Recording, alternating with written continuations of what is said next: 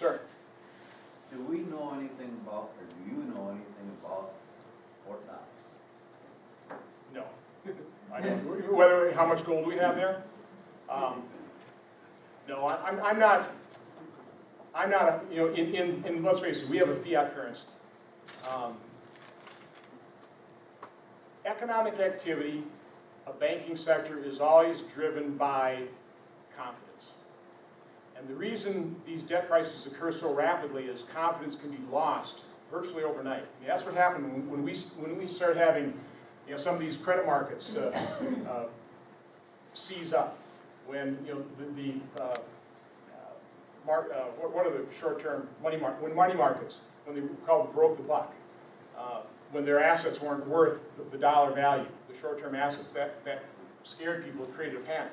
Now, government policy, good government policy, created the FDIC in reaction to the run of the banks in the 30s. The fact that the Federal Reserve came in, and I've been privy to, you know, what that decision-making was like. Those policymakers, and I have a great deal of sympathy for them, what they need to show the American people is they were acting, that they were doing something to restore confidence in the system. And you have to say, largely, they restored confidence in the system. We didn't hit an impasse. Our financial system didn't collapse. It was restored. And you can argue with exactly what actions they took, but in hindsight, you know, TARP has largely been repaid. Even what Fannie and Freddie borrowed has been repaid, but again, it's been repaid because we've kept interest rates artificially low. We've continued to pour money into the financial sector, you know, largely to restore confidence so the financial sector would work. And so you can have really hard feelings about the big banks, you can have real hard feelings about the financial sector, but we need a functioning financial sector. We need Americans to have confidence in it so that we can continue to engage in commerce, that we can loan money, we can borrow money, we can engage in credit card transactions, we can consume. So I am not, a lot of people are big Fed bashers, I'm not. I blame the fiscal mismanagement, and I realize that the monetary structure of the Federal Reserve is facilitating, enabling that, but I largely blame the political process that is not addressing the fiscal mismanagement that we know we need to get under control.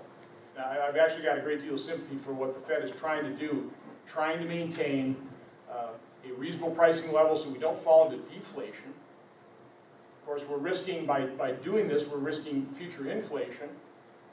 And, you know, the Fed has just increased their balance sheet, and that's that looming potential out there for inflation. But while the economy is still caught in the doldrums, inflation is two things.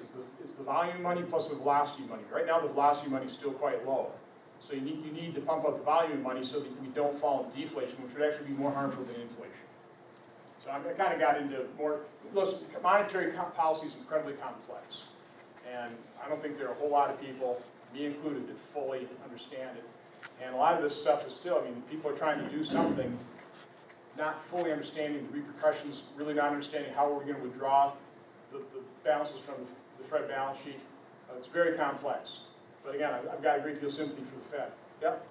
Yeah, looking at your education slides, and you're wondering kids being 5, 6 years in college, you know, we're telling kids that they need a college degree to get decent jobs. We're making it real easy for them to get in and get started by subsidizing the loans and things like that. But at the same time, we're not really preparing these kids for these colleges in education. Looking at the Common Core standards, which the creators of the Common Core standards themselves say that they're only suitable for a non-selective community college, are we setting up our kids for failure, do you think, by using sticks with No Child Left Behind or carrots with Race to the Top to kind of push states into adopting these standards? And what can you do in the Senate to try to end that? Well, first of all, make sure the federal government never completely imposes anything on local school districts. I mean, before I decided to run for Senate, one of the reasons I thought I could is I was already devoting about half of my time to volunteering, first in the Catholic school system, and I'm not Catholic, but we sent our kids to that system, and also public schools, but I really felt it was important that we had a private, competitive alternative to the public school system. And then, you know, in the entire school system in Oshkosh as the business co-chair of the Partners Education Council. So one thing I learned is that I think teachers and administrators are incredibly dedicated. And they have the capacity and capability to teach their kids. They know how to do it. You know, local, they can make those decisions. They don't need direction out of Madison. They sure don't need any direction out of the federal government. So I don't see much, you know, I can maybe see the federal government having a couple million dollar a year agency collecting best practices that people can tap into. It's really not imposing anything on local school boards. And just understand how crazy it is. Because what I witness is, you know, things like these, you know, CSAs, that a lot of their function is writing grants, helping school districts write grants. Now think about that. We allow the federal government to basically be the primary taxing authority, so they suck all the taxing revenue out of the states and out of our communities, and then we as citizens have got to spend hundreds of hours writing grants, begging for a little bit of that money back. You know, what hasn't been consumed by the bureaucracy in the federal government.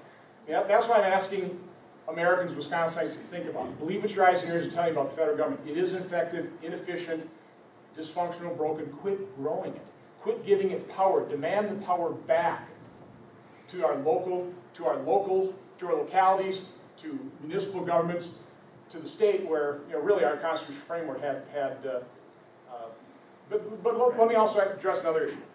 We've done a huge disservice to our kids, preaching for decades. The only way you can realize your full human potential is a 4-year degree. That is bunk. That is, you know, that is ridiculous. It's incredibly harmful. As a result, I know, regardless of the employment rate or unemployment rate, our business is having a very difficult time hiring people for the plant. We pay good wages. It's a good way to make a living. You know, you're going to be in a good position financially working in manufacturing sites around Wisconsin. We have 18,000 welding jobs, according to a recent study, open. Because we're telling your kids, well, that's a second-class way of realizing full human potential. We've got to quit denigrating the trades. Being a carpenter, being a landscaper, being a plumber, being an electrician is a fine way of living your life.